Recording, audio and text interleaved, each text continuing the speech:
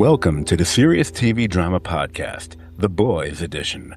I'm your non-soup host, Scott, and joining me once again, more brains than Sister Sage, and can top Oh Father in righteous rage, it's Jamie. Hey, Jamie. Hello, I'm glad to be here. My space is cat shit free, so there will be no shit talking unless it comes from the heart. Are you referring to the fact that we got delayed because I had a scoop cat shit that suddenly infiltrated my nostrils right when I was about to start? Like, oh, what is that stench? It's Thankfully, the irony of the episode we're about to cover. true. And if there's one thing that doesn't stink, it's what we're going to talk about tonight. Because indeed, we are here to discuss the fourth, the fifth, and the sixth. I love all those TH words all in a row. Episodes of this fifth, oh, there it goes again, and final season of The Boys. So, as I hear the cats batting something around, which is going to annoy me, but you won't hear it on this because the filters will keep it out. Let's get started with that fourth episode, which is titled, must be where I reside right now, King of Hell. So, thanks to his own state of grand delusion, accompanied by that vision of the somewhat angelic Madeline, Homelander believes he is God. And to be clear, not just a God, but the God. And he wants Firecracker to spread the word of his ascension. Firecracker, who's already kind of worried that Homelander smells his dad on her, accepts this unholy mission, but you can already tell she's not simply nervous due to how scary and unpredictable Homelander pretty much always is, but more because this defies her own deeply felt religious beliefs. Hey, Jamie, imagine that. Imagine someone having to go along with someone who's clearly contrary to, their devout religious beliefs just to go along with whoever's in power. That never happens in real life, right? Yeah, that's such a weird concept. Strange. Very strange. We move on to Ryan. Remember Ryan? Poor, bloodied and bruised Ryan. He wakes up, but he's bitter. He's angry. He's believing Butcher is only using him as a weapon and nothing else, and then he kind of disappears. Now, we find out it's probably going to be weeks before Frenchie is able to crank out any more of that soup virus, but Huey convinces everyone they need to go to Fort Harmony, as if, to find any leftover V1 before Homelander can lay his hands on it. And he's right to be concerned, because Homelander is going to be heading there, and after some kind of sort of clever persuasion by Sister Sage, Soldier Boy is going to be going along with them as well.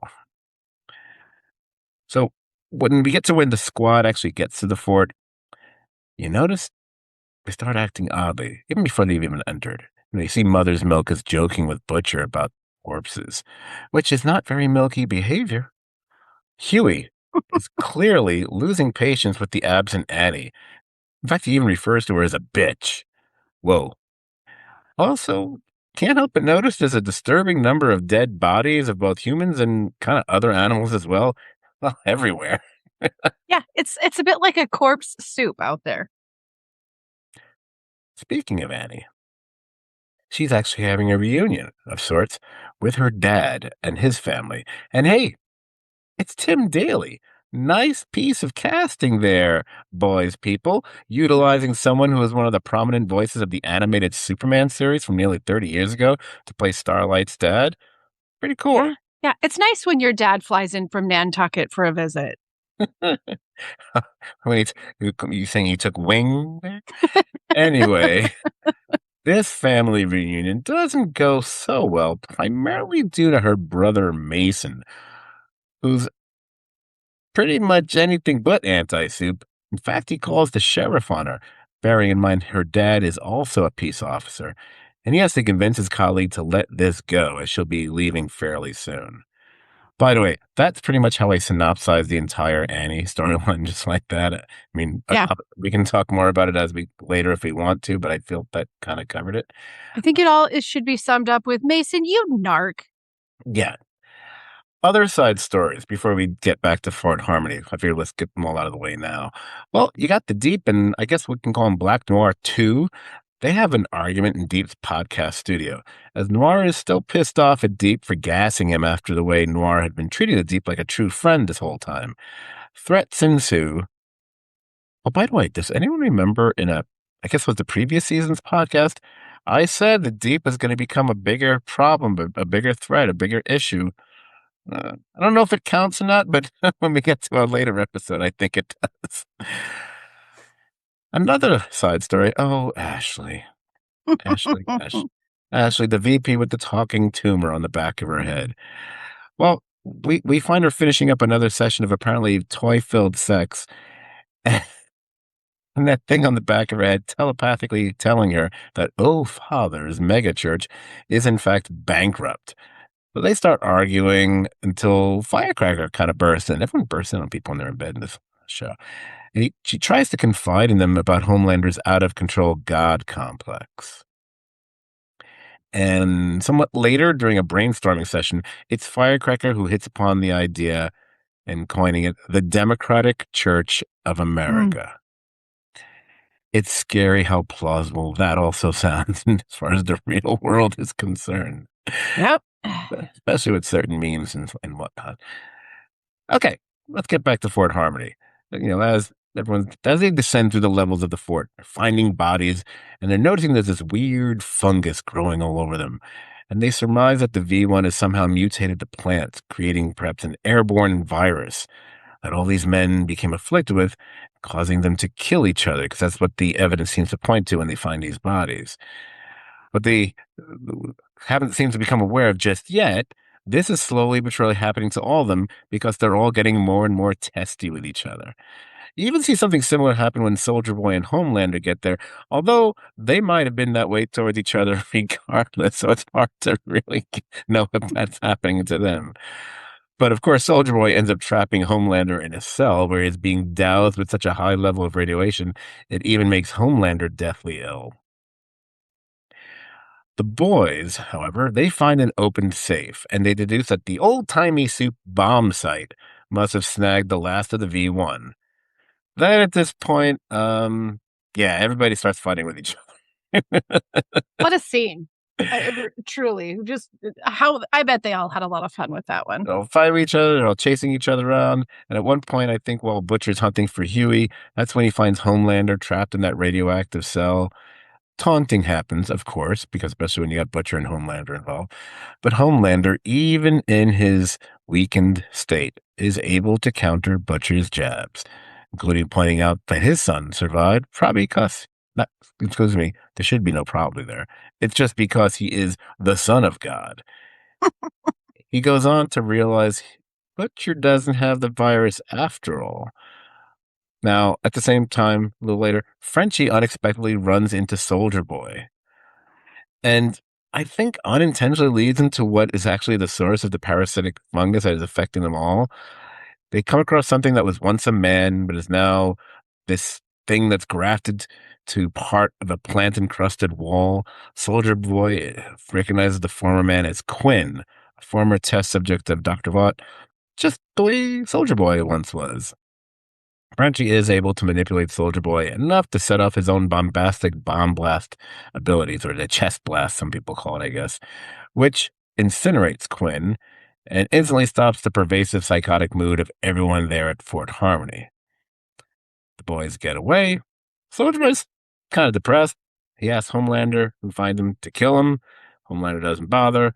And later on TV, Oh Father, Oh Father, announces to the world not from a cartoon. I think it's from a. Anyway, Oh Father announces to the world the coming of the Democratic Church of America, led by everyone's favorite scary as fuck prophet, the mega powerful Messiah himself, Homelander. Two words I don't think Homelander actually prefers to hear.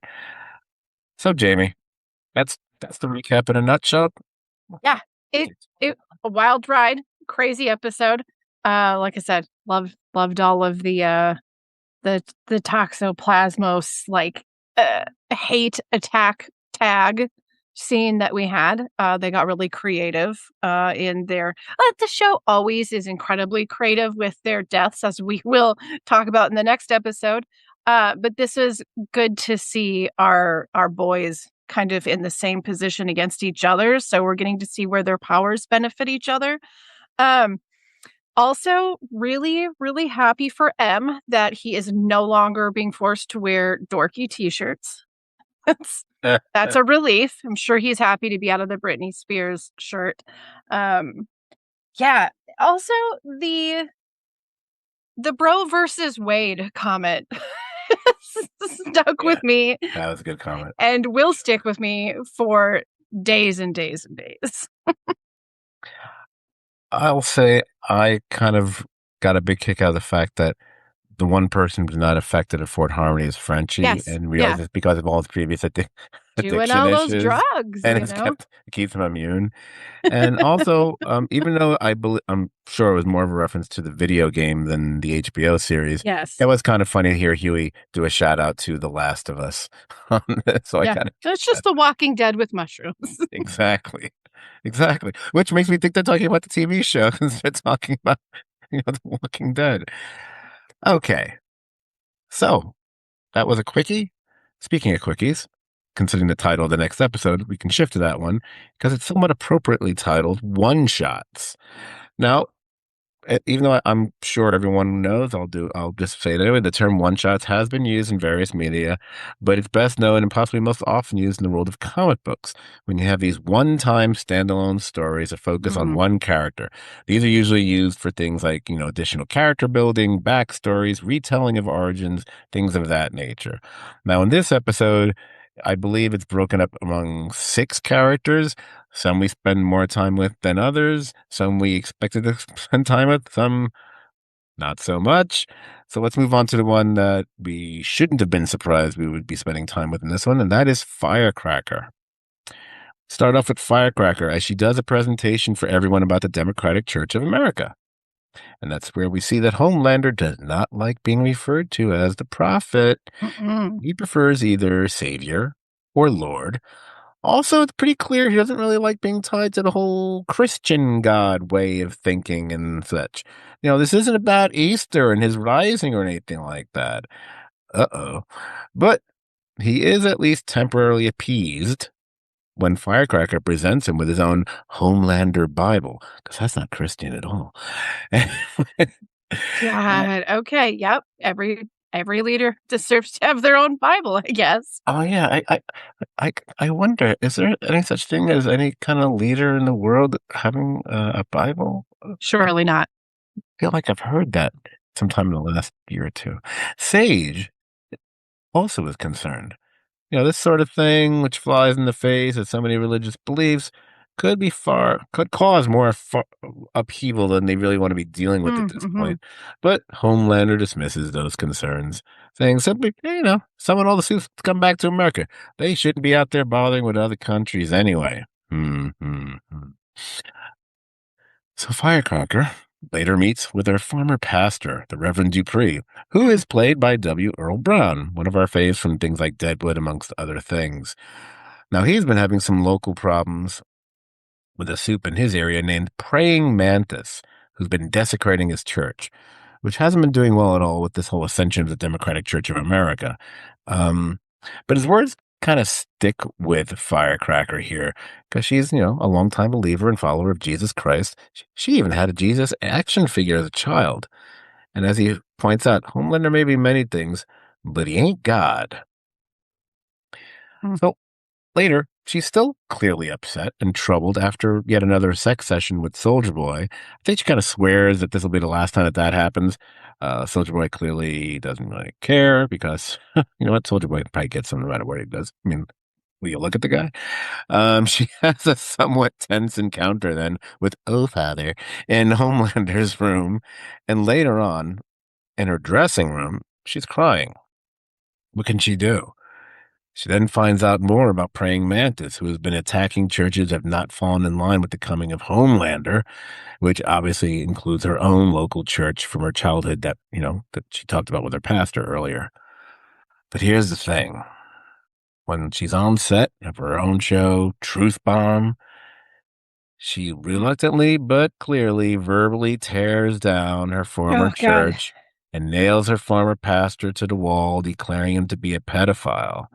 Yes, there are tears rolling down her face, but this is essentially how she loses whatever is left of her soul.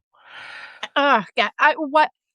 What a great what the way first of all, the way that was shot I Uh-huh. I really loved I love how we can get into these we're in a show where it's like, people are getting killed with their penises. I mean, it's like as ridiculous as it can be. But then once in a while, and this episode has a few of them, you get this place where you see somebody who is human. Well, there's soup, but being as human as you can possibly be, where you're having to define who you are in that moment, and who you are, what your character is, and watching her struggle while she's saying it. She's saying it. She's using her same like little bit over the top, happy attitude, but then seeing it in her eyes, like we know what we know about it, Right. and the struggle that's there, and then we get that one tear, and I can see that shot as a panel, like an illustrative panel, so easily. It Uh-huh. was probably one of my favorite moments in the series was just that shot. Nice. Well, we will see her again much later because this episode does have a nice full circle kind of way about it. But now we move on to the next one shot perspective, and that's by spending a little time with Black Noir, or Black Noir 2, as I call him. Now, it's clear during a meeting of the Seven that Noir is still pissed off at the Deep. Late, later, we get to see the civilian side of this Black Noir. Because remember, this is a stupefied actor who had taken on the role of Black Noir since Noir was killed um, back in the season 3 finale. Now, this dude, he's in a theater group, and the director leading the way for this upcoming new production is Adam Bork, who we've seen before. He was, for among other things, he was the director of that soup movie blockbuster, like Dawn of the Seven and that kind of crap. But even there, after a successful audition, this guy he cannot let go of his anger with the Deep. So when it comes out later at the Deep's podcast studio, I like that it's a new set that they keep using the podcast studio, where Blackmore, who typically only communicates via this little soundboard, which is something straight out of a morning zoo radio show or something.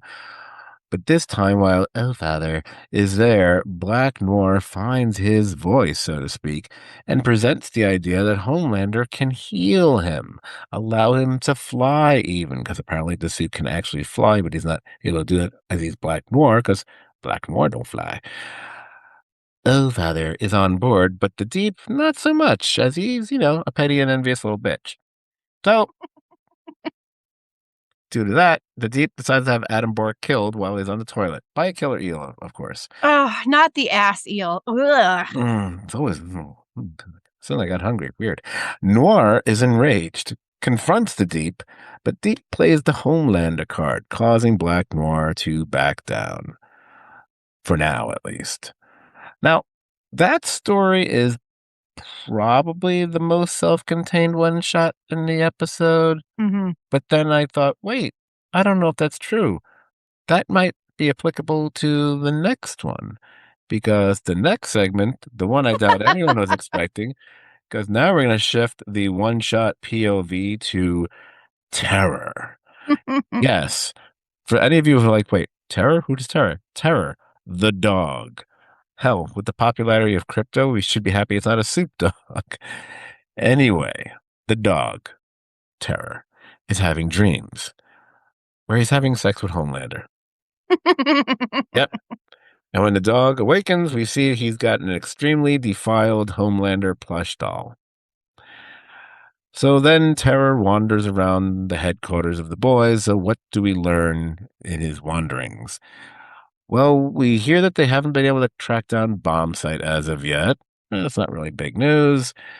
We see that Frenchie both makes and subsequently throws out a chocolate souffle as he wonders aloud about, what he could really give to Kamiko, whether it be a dog or children or whatever. That becomes a bigger thing in another episode, so I don't really regard this as breaking news. The dog eats the souffle, which freaks out Butcher because, chocolate can be poisonous for dogs.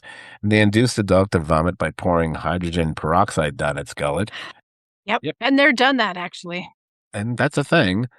So the dog's okay, and he goes back to humping the Homelander doll. And yeah, that's that. That's pretty much it. Yeah, So yeah. I Well, think that's less of a one shot than the Black Noir one because at least here's there's some stuff there. it was a great way for us to get just like a day in the life of what's happening with the boys, Yeah. where they're at. A little bit more of a casual view, as it were. Now, the dog who played Terror has one of the best dog names I've ever heard. His actual name is Bentley Alexander. Oh no. Unfortunately, Bentley is no longer with us. He did pass away in November of 2025 at the age of 15, which is a really good age for a dog. So, God bless him. Super cute. He was picked for his humping skills and he delivered. All right. With that, we can now move on to the next one shot, which was Sister Sage. Now, this really may be not much more than, if I'm not mistaken, one major scene rather than a Yeah. one shot. And it's all pretty much between Sister Sage and Ashley. And I've noticed now that many websites refer to, that other part of Ashley as, backface Ashley or simple back Ashley. Maybe I'll go Yes. with that so I can stop referring to it as a tumor. I don't know. Anyway, let's get to the important because now we go to, oh, this is actually important for, story and moving forward at the series. Sister Sage has a plan. She wants not only to allow Homelander to not allow Homelander to get whatever remaining V1 there is in the world. She wants to destroy all the V1. She wants to let that soup virus wipe out the soups. Except for her, of course, because she's going to be, squirreled away in her special secret mountain bunker. She offers Ashley and back Ashley, who seems to be more inclined to go along with this plan anyways, a spot in her bunker if she helps her. And that's pretty much it for for that one shot. Can I I mean, ask, like, what do you think of this? I am going back and forth on this for the past couple of days. First of all, how very Twilight Zone of her. mm, Make sure she doesn't need her reading glasses.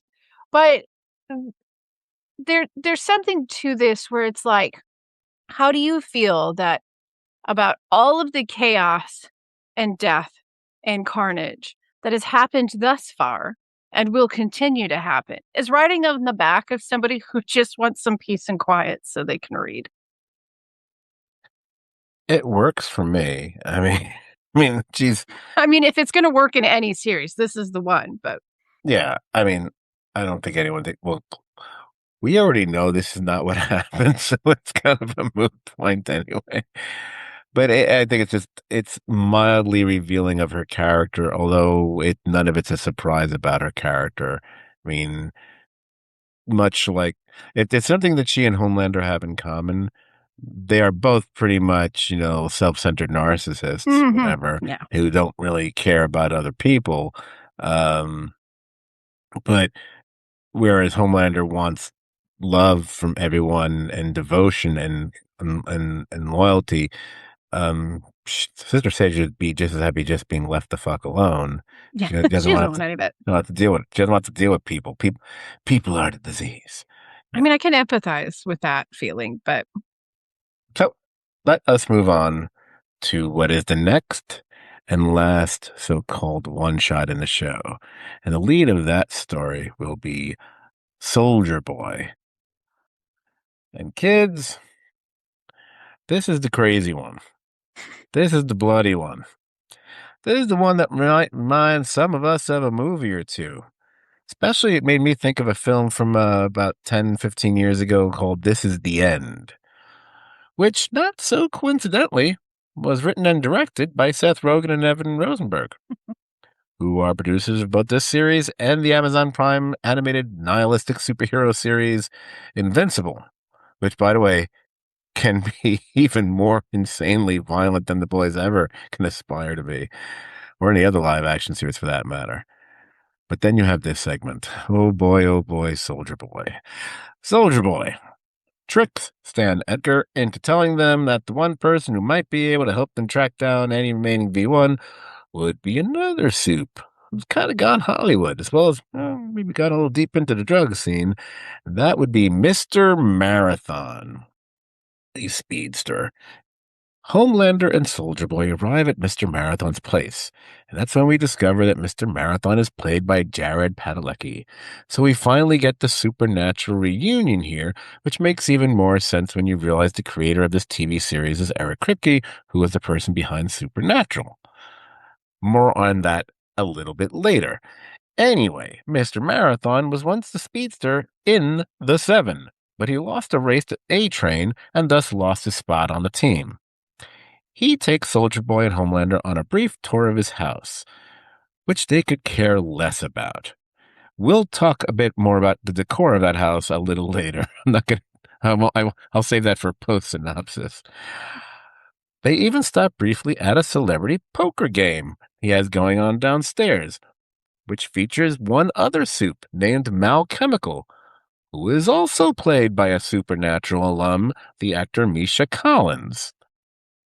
I suppose I should name all the other celebs who were there at the house. You've got your Seth Rogen, of course.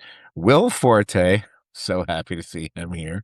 Christopher Mintz-Plasse, who's probably just happy to get work.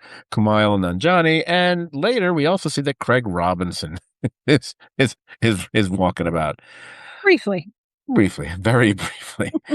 Anyway, Mr. Marathon confirms that if anyone has V1, it's Bomb Sight. Now, he's going to call him, but just hang out and chill. Oh, by the way, he and Soldier Boy also do a little coke, so, when in Rome. But Homelander, he's getting bored, he's getting annoyed, he's getting antsy. He gets up to leave. That's when Mal Chemical breathes a little knockout gas into his face, temporarily knocking Homelander out. Because the truth is, Mr. Marathon and the other soups are not on board with Homelander being this creepy, scary dictator ruling over all. They try to convince Soldier Boy to use his chest blast to further weaken Homelander so he can finally kill him once and for all. The problem is, Soldier Boy has been starting to feel just a little bit differently towards Homelander. Because, at the end of the day, there it is, I said it, it's his son. So he crushes Mal Chemical's throat. He and Mr. Marathon trade a few blows, and then, well, oh boy. Soldier Boy keeps setting up all the poker playing celebs to stand in the way, and Mr. Marathon keeps running through them A Train style, resulting in each celebrity being violently blown apart. Actually, Seth Rogen is actually torn in half. And then Mr. Marathon puts him out of his misery by breaking his neck. Then, spilling baby oil around like it's a party at Diddy's, Soldier Boy sends Mr. Marathon reeling, breaking his ankle, sending him crashing to the floor.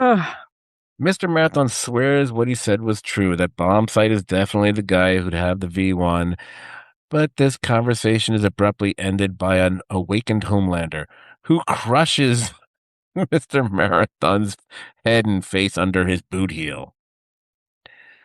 Soldier Boy doesn't respond to Homelander's question about why he didn't turn on him as well, but instead he does mention having sex with Firecracker, which, to be honest, didn't Homelander kind of already know that from smelling her in the previous episode? But now that we've mentioned Firecracker, as I said, the episode does come full circle back to her, and we see her throwing away that Jesus action figure, and she, like as if she's made a decision, and she goes to see Homelander.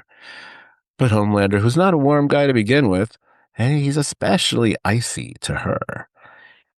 He knows she's had sex with his father, and perhaps far more importantly to him, he knows she doesn't believe he is God. He decides she's off the Seven and tries to dismiss her entirely. But Firecracker doesn't take this well. She defiantly pleads her case, her loyalty, her love, and belief in Homelander. And this does seem to give Homelander pause, even as we see him start to caress the side of her face. Until he suddenly shoves her head into the wing of an eagle statue, essentially impaling her, leaving one sad and confused looking corpse as we close this episode. Oh my gosh, how the mighty fall. We know who our story sort of mirrors in reality. I mean, a couple different people, I would say in general. But within within this show. Um, one, really great storytelling for her. She's been a very intriguing character. Kind of knew this is somewhat the version of what she was gonna, find herself in at the end. But I do really want to point out that this episode giving us not really a backstory, but a look into who she is away from Firecracker. What she looks like, how she sounds, what was important to her before she took this job. Her conversation with her reverend was really interesting, and it mirrors a lot of, Starlight's story, and to see the difference of how they ended up and who they are as a person was pretty great. Also, I mean, how can you not love the body stop sequence? Oh yeah, I mean That's it's crazy. fantastic, just fantastic. So much happened in one episode. I didn't feel like it was overweighted. I didn't feel like it was too long. I mean, it was it I might say it may have been one of the best episodes in the series. Like, I just there wasn't a second of it that I just wasn't just completely engrossed with what was going on and excited. Things were being told to us in a different way, and loved it. That's it. That's what I got. I had the chance to. I had a line prepared before the segue to you. I was going to say, Jamie, it's all yours. Because I can only do so many one shots before I get too drunk. See what I do?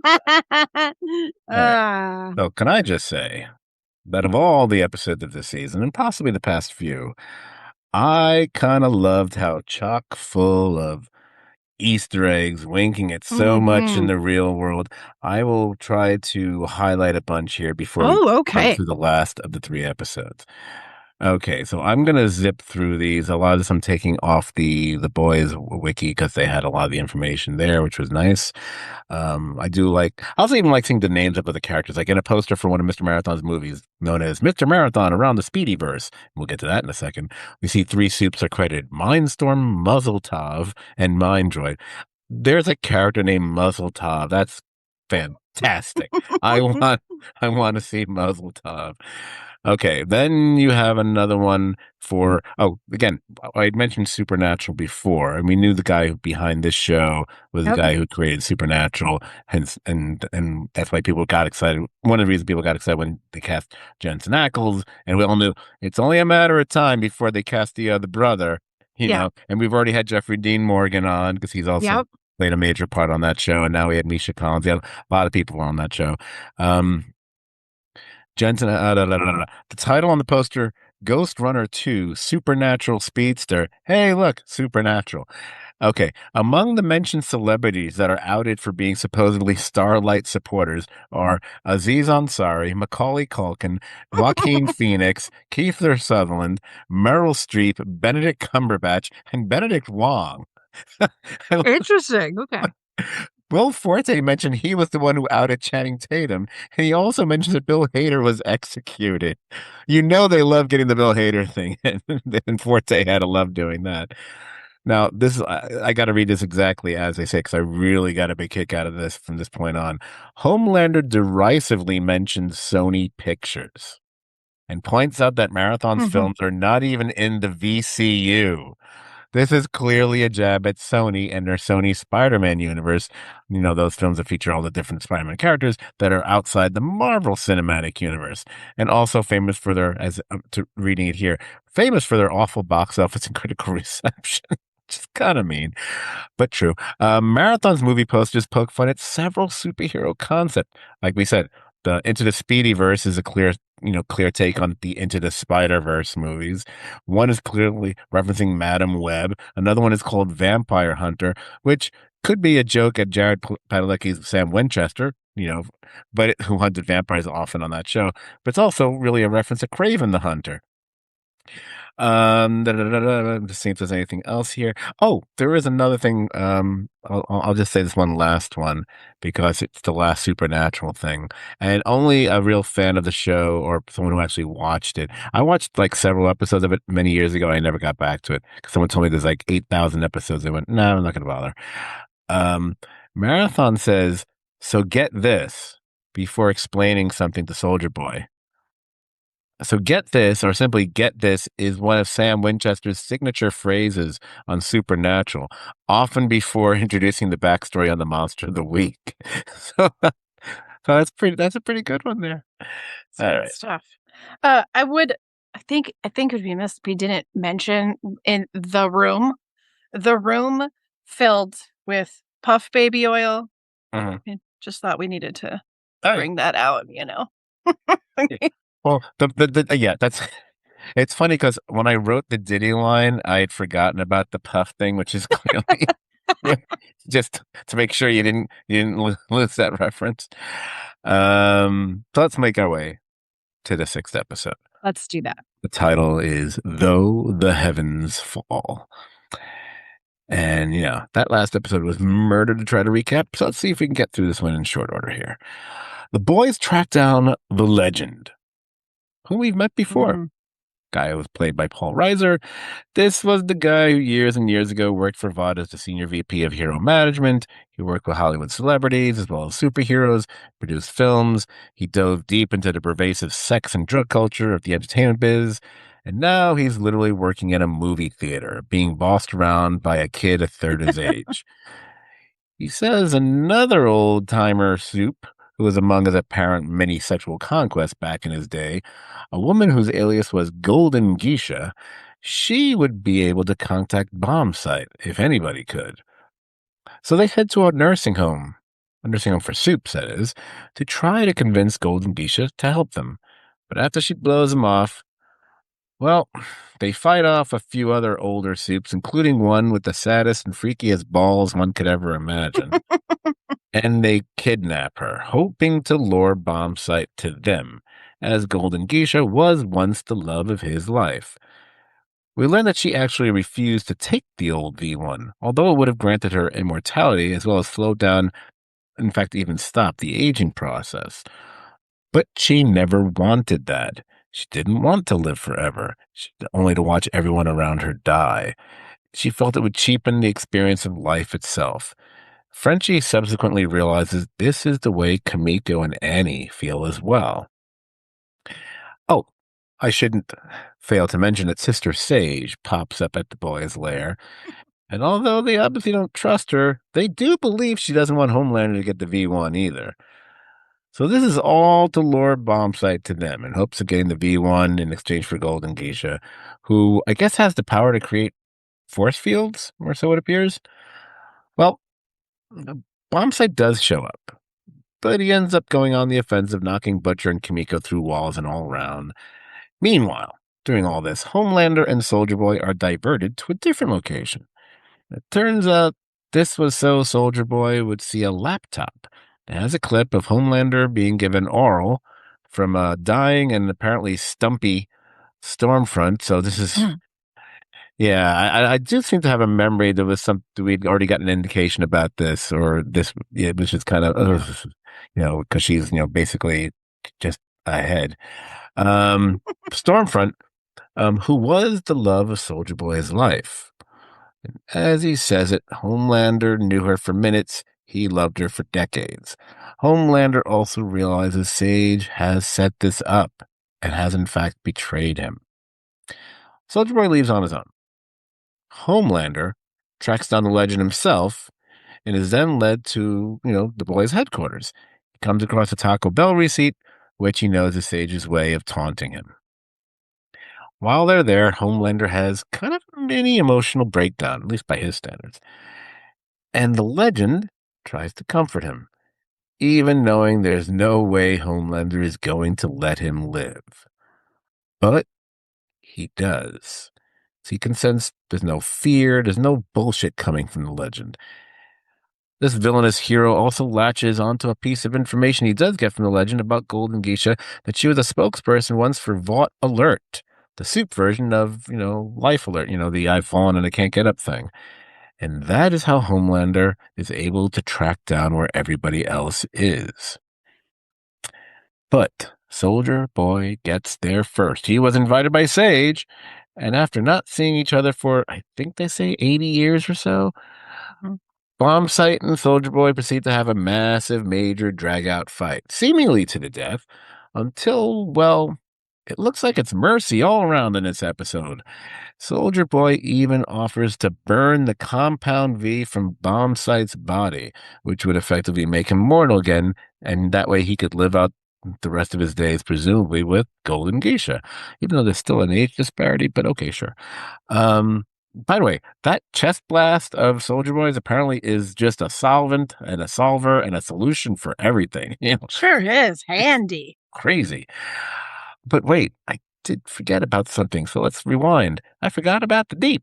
Midway through this episode, the Deep, who had been doing PSAs about this oil pipeline that he had to say was perfectly safe, but apparently ruptures and leaks millions of gallons of oil, killing over 1 billion fish, is then told by a sneering Black Noir that he did it.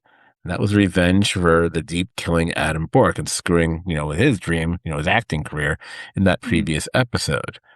Poor guy. This sends the Deep into a flying rage, and he stabs Black Noir in the throat, killing him and leaving him in an ever-widening pool of blood in his podcast studio. Apparently, Black Noirs are like drummers for Spinal Tap on this show. They just... But like I said, I told you, man, Deep, bad news. He was coming back for it. Okay, let's get back to Soldier. Let's get back to Soldier Boy because that's when Homelander arrives. You see, Sister Sage, Butcher, and company are watching from the nearby woods, and Sister Sage is confident that Soldier Boy is going to destroy the V1 right in front of Homelander. Except he doesn't. Because his love for Clara, his love for Stormfront, is bigger than his hate for Homelander. And he thinks and he believes that she would have wanted Homelander to have the V1. So he gives it to him. And this is clearly not what Sage had planned at all. She didn't see this one coming. Homelander, immediately, through the help of his laser eyes, tears a hole into his own arm and injects the V1. And as little hellfire, or is it heaven fire, is pouring out of Homelander's eyes and into the heavens, all Butcher can do is tell everyone to run. And that was the end. Jamie, what did you think? Where would you like to go from here? I have so many notes, but I will go through them very quickly. One, let's leave that last scene that we had with his eye beams shooting up in the air. And then I recognized how similar there are points in this story of them trying to reach the V1 before Homelander does. It's all very similar because it's Voldemort looking for the Elder Wand. And all the way to the final moment where he gets the Elder Wand and shoots the light up into the sky. And here we are. So there is that. I also have a note here that this was a really important episode for Frenchie and Kamiko and resolving whatever the future is that they thought they could have, what they wanted to have, and who they are and what they mean to each other, and what the consequences of that are. Also, really liked Bomb Sight. I liked his power. I kind of dug seeing somebody new. And it just made me think about how these soups get such random powers where sometimes it's like, is it really a power though? But finding a way where they take whatever they get because of that compound and using it as a power is an interesting concept. It makes me sort of think of like Gen V, where we see them when they're young and how they start to develop and decide how to use those powers. I don't know why I'm so interested in Bomb Sight, but I would like to see more backstory or read something, even if there was something there. And finally, Chet. I love Chet. I love Chet so much. And getting that scene between he and Homelander where he wasn't afraid of him. He was just giving him solid information about life and how it goes and the realities and the pitfalls of having power and fame and losing it. And Homelander lets him go. just he's not offended, he's not angry at him. He saw somebody tell him the truth without being afraid of him, and I think that was really important. Right, absolutely. Someone was not lying to him, was not afraid of him, was not trying to manipulate him for their Mhm. own purposes or anything like that. I also think one of the important things that Chet does in this episode is his back and forth a few times with Mother's Milk. Yeah. Because as I was saying, Mother's Milk is not the Mother's Milk that we're accustomed to seeing. Maybe, it could be any number of things. It could be the fact of what's gone on, him not having his family and being in an internment camp for a year or whatever it is, but he's definitely not the same guy that we've seen in the previous 4 seasons, and Chet really picks up on that, and it's not due to any kind of fungus in the air this time around. But I Yeah. said that before we noticed that. Um, there is a trope, and I don't know if it's trope's probably that's an overused word, so I don't like using it. Um, but one of the fun things in fiction, especially when it's something that's spread out over whether it be comic book stories or novels or TV show episodes. It's uh, it's the villain, the bad guys, whatever it is, trying to acquire something or some things, and everything is dependent on keeping that from them. The Voldemort thing is spot on, especially with the reaction that Voldemort has when he initially gets it. But you could take it to other lengths. I mean, if we just stay with superhero stuff, I mean, obviously, MCU fans will point to Thanos trying to Yeah. acquire all the jewels for the Yep. Infinity Gauntlet and things like that. And there's other things along those lines too, but it's a classic thing. Now we've got 2 episodes to see what happens. Now, Uh, I have a question for you, Scott. sure, sure. Do you I mean, I'm assuming that you've put the pieces together that with Soldier Boy's, infinite light power, Hmm. is this why do you think this is more of a reason, like, for him to be comfortable on handing that V1 over to Homelander? Because technically he still has a way to beat him. The immortality isn't guaranteed if he can burn it out of his body. Right. I thought maybe they dropped the thing what he does to Bomb Site as this is something he could conceivably do. And Yeah. isn't that essentially, correct me if I'm wrong, and I probably am, is that sort of what happened to Maeve? Or am I crazy thinking that? Maybe 'Cause it's Maeve been is still so alive, long, and I don't know if 'cause she I think she's sent out on a bomb one of his bomb blasts, and right? but she does survive, so maybe Yeah, not. and she disappeared, but I don't necessarily know that she was. She might still have her abilities. Yeah. I have to admit, I'm a little surprised that we haven't seen her show up again. I am too. In fact, I still think it's possible she might. I mean, Like a we final episode thing? we are reminded of her because she was in when we see her in the clip that they did Yep. from the Flight 37. Just remember, because we're doing all this with the evil or whatever the boys' Mhm. version of Superman, and yet we've never gotten back to Wonder Woman. So it's interesting. Yeah, and But, her poster was on, the little brother Narc's wall too. right, that's right. Now, the next episode is going to be titled The Frenchman, the Female, and the Man Called Mother's Milk, which kind of implies that the next episode may just focus a lot on those 3 characters, Frenchie, Maybe. Kamiko, and Mother's Milk. And my first worry was, wait a minute, does that mean they all might die in that episode? Or maybe Oh, 2 out of 3? I'm figuring one of them does, unless it's the fake out of all fake outs. But I got a bad feelings. One, if not all 3, at least one of those people are not making it out of that episode. Oh, hmm. and let me just be clear. I know it's it's almost like as far as commentary or whatever the phrase is, it's kind of low-hanging fruit to try to guess who's gonna die towards the end of any series, especially one Yeah, that's deep yeah. violence and death. I don't care if it's The Sopranos or The Shield or what have you, or any kind of show involving zombies or zombie-like characters. But a show like this, which is so steeped on people murdering and killing each other, whatever, It's a staple. you kind of expect we're gonna see a few major characters pass on over the course of these Yeah. last and, oh, just to throw it in, the final episode's title is titled Blood and Bone. Hmm, that's very Very alliterative. that's a very butcher of them. Oh, yeah. So I don't know if I don't know if at this stage it's hard to kind of speculate what might happen in over the course of two more episodes.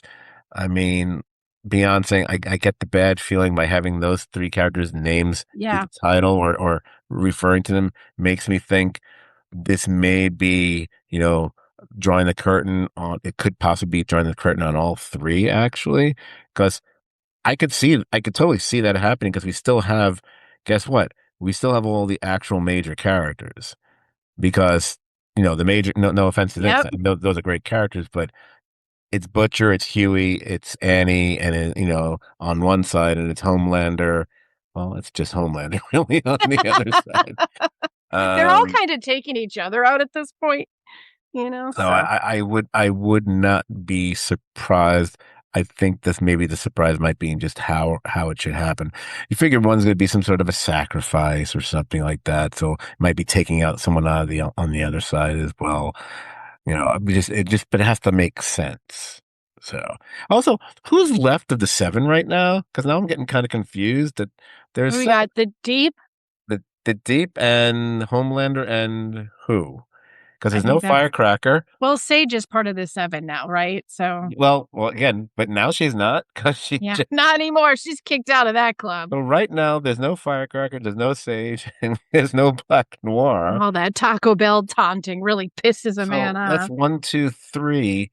Did they put? They didn't put Oh Father in the seven, did they? I think he is because he's like up there in the tower during the PR meeting. So Just because he's the husband of Ashley. I wasn't clear that he was part of the seven with his little Black Canary power or whatever. So wait, is that it then? And Homelander, Oh Father, and who again? Who's yeah, the Deep, I on the guess. deep? The deep. And it really it just figures that he's the only suckerfish You got it. left. So I figure there's got to be a scene where where Homelander comes in and he sees that the seven is just consists of the deep. It would be fun. It would be funny to kill off the deep in such a I don't really care about you after all. And he just like smacks his head off or something just because he just like if you're all I'm left with, then why bother having you at all? Pal, kind of a thing. It wouldn't surprise me if it was something just like, oh, he had built all this up to try to, cause, trying to get Curry favor with them and get brownie points and whatever. Mm-hmm. And then he's like, yeah, whatever. Of course, the flip would be, imagine if somehow the Deep is the one who kills him. That'd be crazy. I just keep things like major. I keep thinking Deep is going to be something major. So. I do like that he did appear to kind of like freak out after he killed Noir too. It Yes, didn't he did. seem like he was like, yeah, good, you had it coming. He was like, oh crap, what's become of me? Like as he ran out the door. So my concern is this, not concern, but I wonder is that what it was? Or, oh, I'm going to have to fucking explain this. Yeah. Oh, I'm, I messed up. I Shit. I killed a member of Homelander's team, Well, one of his especially if guys. they were going to go with that whole, yes, that's what it is, because there was the whole plan that we were going to make Noir be able to speak again. Yeah, ruined the whole plan for the whole, the healing and such. Better go jump in that ocean, kid. Yeah, right. Okay, so I think we will get to the wrap up now. Well, look at that. We are so much better at this than we used to be. We are on this. Look at that. We are pros, motherfucker, and we will return. I think we haven't we haven't completely decided, but my assumption, I'm going to find out right now, kids. You will All find right, out live, just like me. here we go. Um, I think we're going to do a wrap on the final two after they've both been released, unless we decide we want to do one for seven and then one for the final episode and overall series. I maybe we'll decide that over the course of the next week. I'm I'm okay either way, Jamie's, but we can talk about that after. So you'll definitely get at least one. Yeah. Probably There'll that's be what. one next week. My opinion, as it stands right now, is that I do believe that a show that we have been podcasting for all these years, 5 seasons. Yeah. I think that we owe it to ourselves in the show that we're hitting that penultimate and the finale. I think they We'll should do. each We're get gonna their do two. own We're gonna do hour. two. We're doing two. Yeah, Yeah. Okay. Yeah. get Right. their own hour. Yeah. Because we have to have that the next episode is the last episode kind of conversation. And then we could be a bit more speculative because it'd be funny if like Yeah. half the stuff I just talked about is either it either happens or clearly can't happen, but we know that And, for the next episode. Okay, exactly. you'll get two more. All right, fine, fine, fine. Anyway, and also, but before that happens, the STVD podcast will be definitely be back later this week. Speaking of penultimate, with coverage of the penultimate episode of Survivor 50 in the hands of the fans, and maybe, just maybe, that one will have the likes of not just the Brian and the Tiffany, but maybe Jamie might be there as well. Perhaps. Schedules permitting, of course, remains to be seen. I'm sure we can accommodate if we have to. I'm not going to even say anything about the Twilight Zone at this point. Here's the thing. I realize why, like, I suspect once Survivor is done, and that's only got two more to go, I'll probably get the ball rolling again with the Twilight Zone episodes every few weeks for sure. I definitely want to continue with that. I think it's one of the better tighter podcasts that we've done on this thing. And considering how much I just got charged for Zoom for another year, you bet. I'm telling you, I keep thinking about ending the podcast. It's like, do I want to end it after a certain series ends or at a certain number? I don't want to say Yeah, you're locked in. You're locked in. I don't want to say I'm going to end it, and then I hear, oh, they are doing another season of Fargo or something like that. Yeah, right. That's just weird. I was just thinking about Fargo today. I said they better do another season of Fargo. How can they not? But now $173 for fucking Zoom.